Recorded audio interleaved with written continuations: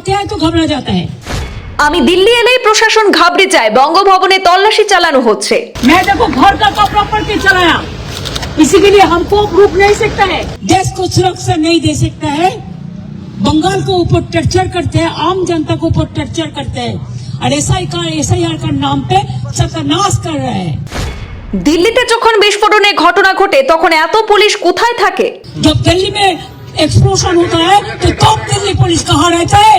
हम दिल्ली पुलिस को ब्लेम नहीं करेंगे, हम तो ब्लेम करेंगे उसको जो माथा पे है उसको। দিল্লিতে জমিদারি চলছে, গরিব লোকের জন্য কোথাও জায়গা নেই, এমন মন্তব্য করে পুলিশের অতি সক্রিয়তার অভিযোগ তুলেন মমতা। सुरक्षा दिल्ली पुलिस किसी को नहीं दे सकता है। दिल्ली तो एक जमींदार का जमींदारी चल रहा है, दिल्ली में जमींदारी चल रहा है, गरीब लोगों को लिए कोई जगह नहीं है। শাহের পুলিশের বিরুদ্ধে হেনস্থার অভিযোগ তুললেন মুখ্যমন্ত্রী মমতা ব্যানার্জি। অতি সক্রিয়তা দেখিয়ে হেইলি রোডের বঙ্গভবন ঘিরে রেখেছে দিল্লি পুলিশ বলে দাবি। लेकिन आप लोग पूरा देखो, पुलिस को दिखाने दो, आप लोग तो बैरिकेड कर दिया उसको, थोड़ा साइड हो जाओ। आप भी पुलिस को साइड कर रहे हैं, प्लीज प्लीज। देखिए सब दिल्ली पुलिस को लेके आया, जिधर में हमारा लोग है एक पूरा बस भर्ती करके ले आया। বাংলা থেকে আসা সাধারণ মানুষদের হেনস্থা করা হচ্ছে বলে অভিযোগ করেন মমতা। ये लोगों को जाग जाके ढूंढकर उसको सताना, उसको टर्चर करना, उसको एट्रोसिटीज करना, ये क्या तरीका है? অমিত শাহ বাংলা এলে লাল কার্পেট পেতে অভ্যর্থনা করা হয় আর আমরা দিল্লি এলেই ব্ল্যাক কার্পেট, মন্তব্য মমতার। क्या हुआ आप लोगों ने क्या कर रहा है इधर में? दिल्ली पुलिस से क्यों आप लोग थ्रेट कर रहा है? क्या किया है? आप इधर में रुको, आप इधर में से भाग क्यों रहा है? পশ্চিমবঙ্গ থেকে নিয়ে যাওয়া SIR এর কারণে ক্ষতিগ্রস্তদের পরিজনদের দিল্লির বঙ্গভবনে হেনস্থার অভিযোগে গর্জে উঠলেন মুখ্যমন্ত্রী মমতা বন্দ্যোপাধ্যায়। খবর পেয়ে অভিষেক বন্দ্যোপাধ্যায়কে সঙ্গে নিয়ে তিনি বঙ্গভবনের উদ্দেশ্যে রওনা দেন আর সেই সঙ্গে অমিত শাহ পুলিশের বিরুদ্ধে তুপও দেখেছেন। শীতের সকালে আজ দিল্লির রাজধানীতে চড়ল রাজনীতির পারদ। স্বরাষ্ট্রমন্ত্রী অমিত শাহ পুলিশের বিরুদ্ধে অতি সক্রিয়তার অভিযোগের সরব মুখ্যমন্ত্রী মমতা ব্যানার্জি।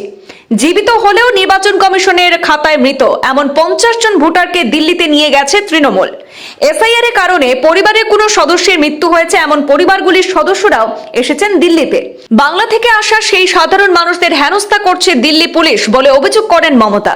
মমতার দাবি, অতি সক্রিয়তা দেখিয়ে হেইলি রোডের বঙ্গভবন ঘিরে রেখেছে দিল্লি পুলিশ, তল্লাশি চালানো হচ্ছে সেখানে, তাতে আতঙ্কিত পশ্চিমবঙ্গ থেকে যাওয়া সাধারণ পরিবারের মানুষ।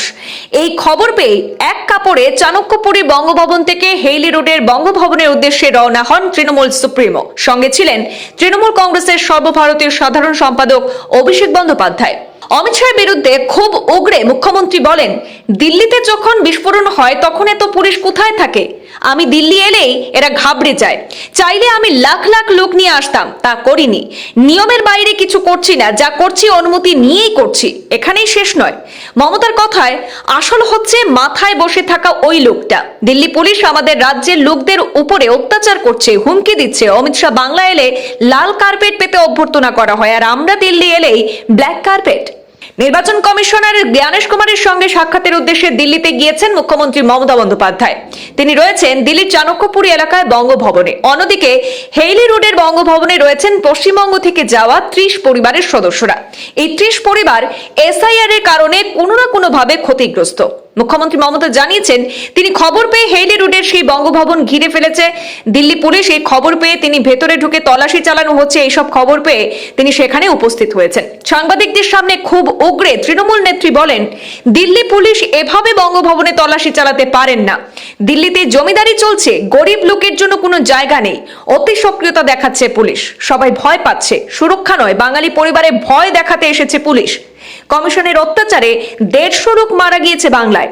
SIR এর নামে অত্যাচার চলছে ওখানে, এখানে ভয় দেখানো হচ্ছে। দিল্লি পুলিশ নয়, দিল্লি পুলিশের মাথাকেই দোষ দেব, এমন মন্তব্য করেছেন মমতা।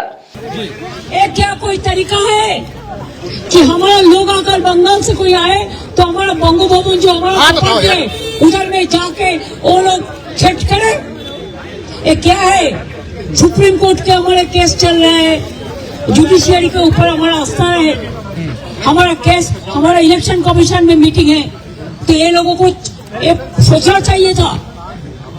कि हम ऑफिशियल अपॉइंटमेंट लेके आए हुए हैं। 150 आदमी को डेथ हो गया है, उसका परिवार बात नहीं कर सकता है मीडिया के साथ। हमारा बहुत सारे परिवार आया जो जिंदा है, जिसको मौत दिखाया वोटर लिस्ट से हटाने के लिए, उसको हक छीनने के लिए। तो इसी के लिए मैं जब सुना, मैं चला, जिधर जिधर में वो है उधर में दिल्ली पुलिस भेज दिया है। जब दिल्ली में एक्सप्लोजन होता है तो कब दिल्ली पुलिस कहाँ रहता है? हम दिल्ली पुलिस को ब्लेम नहीं करेंगे, हम तो ब्लेम करेंगे उसको जो माथा पे है, उसको। हिमालयन इनकॉम्पिटेंस है, देश को सुरक्षा नहीं दे सकता है, बंगाल को ऊपर टर्चर करते हैं, आम जनता को ऊपर टर्चर करते हैं और एसआईआर का नाम पे सत्यानाश कर रहे हैं। इसी के लिए उनका घर में भी माँ है, बहन है, भाई है। दिल्ली पुलिस ऐसा नहीं है, हम उसको नहीं करेंगे, वो तो इंस्ट्रक्शन पे आई हुई है। এরপরে দিল্লি পুলিশের কাছে আবেদন জানিয়ে মুখ্যমন্ত্রী সেখানে বলতে শোনা যায় যে এই ধরনের ব্যবস্থা যেন না নেওয়া হয়। বঙ্গভবনের বাইরে যেভাবে নিরাপত্তা কর্মী মোতায়েন করা হয়েছে তাতে ভেতরে থাকা বাংলার আবাসিকদের মধ্যে উদ্বেগ তৈরি হয়েছে। তিনি আরো জানান, তারা কোনো বিক্ষোভ কর্মসূচির জন্য সেখানে যাননি এবং পশ্চিমবঙ্গ থেকে আসা পরিবারগুলিকে হয়রানি না করার জন্য অনুরোধ করেন মমতা ব্যানার্জি। পাশাপাশি তিনি বলেন, তাদের উদ্দেশ্য হলো সংশ্লিষ্ট মানুষদের বক্তব্য এবং অভিযোগ সংশ্লিষ্ট কর্তৃপক্ষের সামনে তুলে ধরা। जैसा भाई बहन है, हमारा भी भाई बहन है। अगर कोई लोगों को घर में कोई आदमी को डेथ हो गया एसआईआर में, वो लोग बच्चा लेके वो सुप्रीम कोर्ट का पास बात करने के लिए आए। हमारा पास प्रेस मीडिया है, मीडिया के साथ मिक्स करने के लिए आया। हम कोई एजुकेशन नहीं करने के लिए आया। अगर हम एजुकेशन करते तो आप लोग को हम दिमाग खराब कर देते। अगर आप हमको कुछ ऐसा करेंगे बेइज्जती, तो हम भी जब कसम काम लेना जाता है। लेकिन आप मेहरबानी करके इसको बात सुन के हमारे लोगों को हैरान मत करो। ये लोग क्या रास्ता पे रुकेगा, सड़क पे रुकेगा? नहीं तो आपको घर में लोग जाएगा दीजिए, हम भेज देता है। एक ठीक नहीं है। ठीक है, आप जो जो जगह में लोग रहता है, आप उधर में जाके सब सुबह से तंग किया है। मैं देखो घर का कपड़ा पड़ के चलाया, इसी के लिए हमको रुक नहीं सकता है। अगर सुप्रीम कोर्ट परमिशन देगा, हमने फाइल किया है केस, तो करेक्ट कर सकता है। जो পরে বঙ্গভবনের ভেতরে সকলের সঙ্গে দেখা করেন তৃণমূল সুপ্রিমো এবং তৃণমূলের সর্বভারতীয় সাধারণ সম্পাদক। তারা সকলকে আশ্বস্ত করেন। মুখ্যমন্ত্রী জানিয়েছেন, এসআইআর এর নামে বাংলায় কি চলছে তা জানাতে আগামীকাল বুধবার বিকেলে দিল্লিতে সাংবাদিক সম্মেলন করবেন তিনি।